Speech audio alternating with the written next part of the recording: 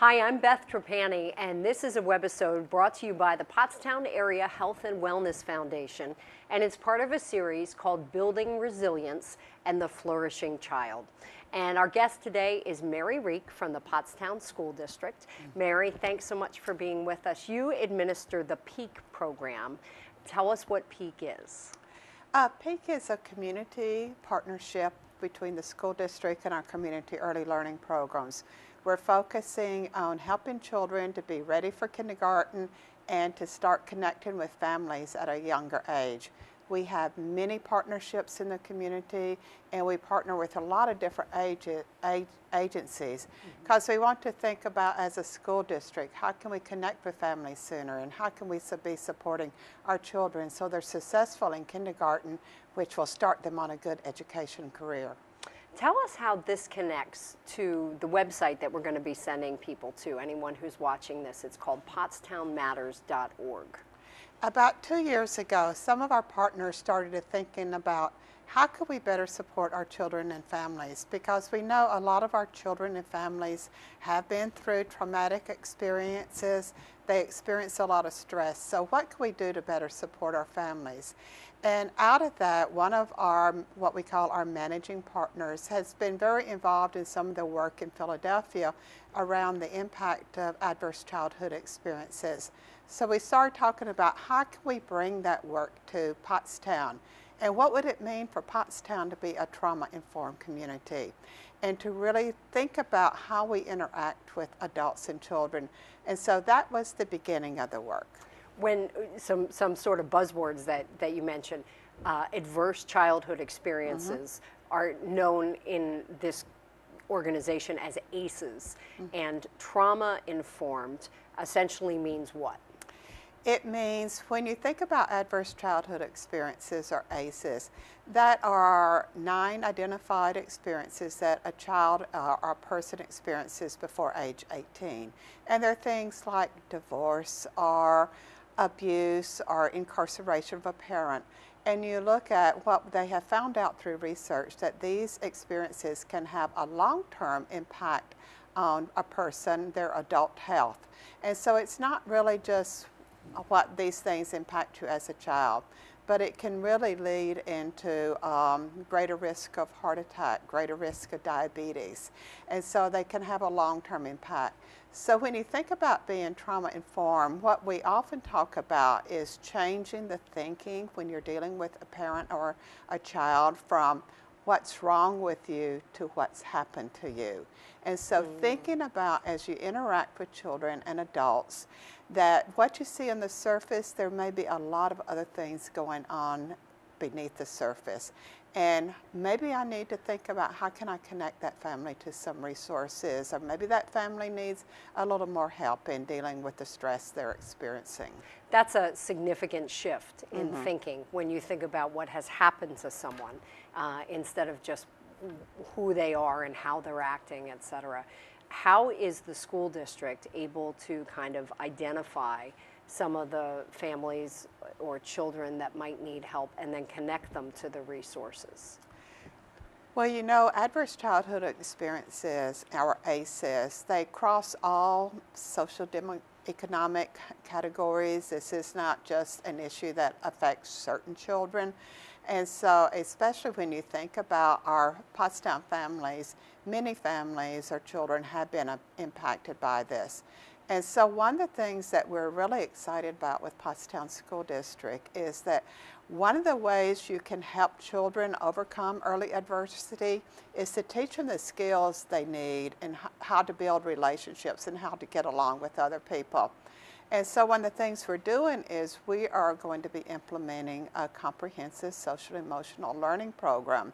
And that will really help teach our kids beginning in pre-K all the way up through school on how do you build positive, productive relationships? How do you have responsible decision making? How do you become more self-aware? How do you self-manage?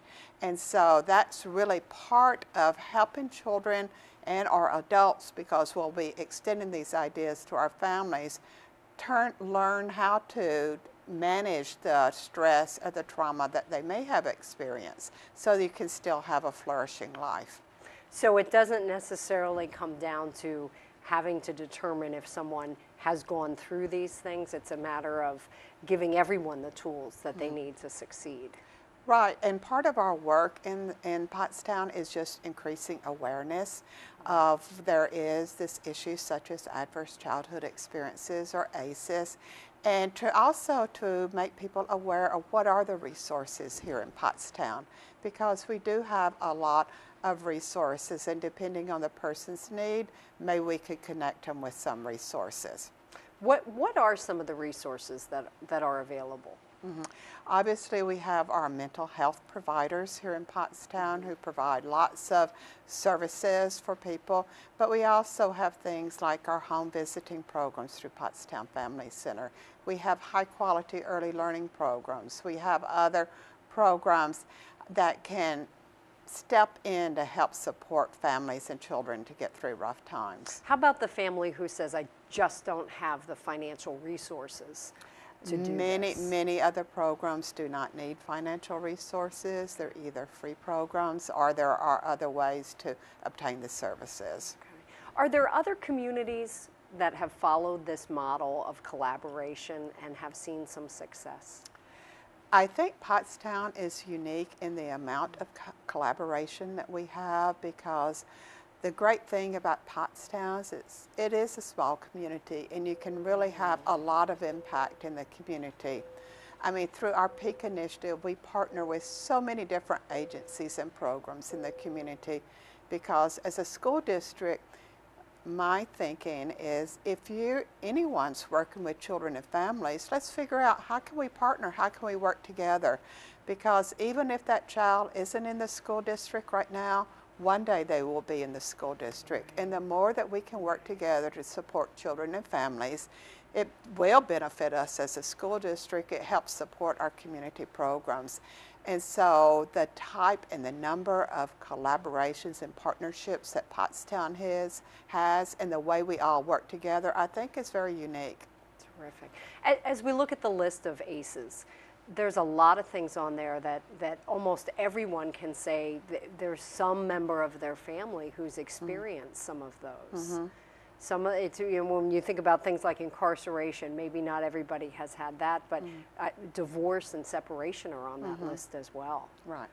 And one thing to remember is that there's always hope, and your ACEs score is not your destiny, and that's one of the things we try to build resilience so that children can help overcome any early trauma or any early stress that they have facing. Some people need more help in dealing with those things, and that's just one thing that we're trying to do in our community. That's great.